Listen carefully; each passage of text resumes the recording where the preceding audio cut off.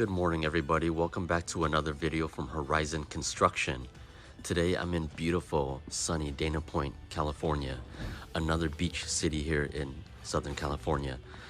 I'm gonna take you guys inside for a tour and show you guys what we're doing with this project at this location.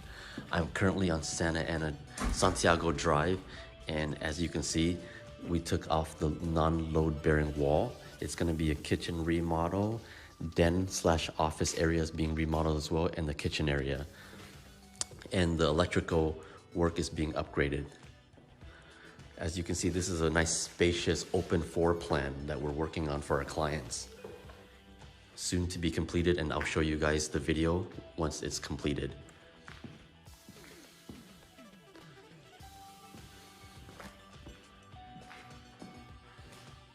And now I'm gonna work my way over to the den area, or it can be an office, optional upgrade to a bedroom.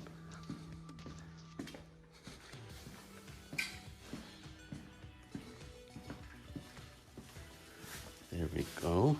Show you guys this angle. And naturally that wall is gonna be covered up once completed.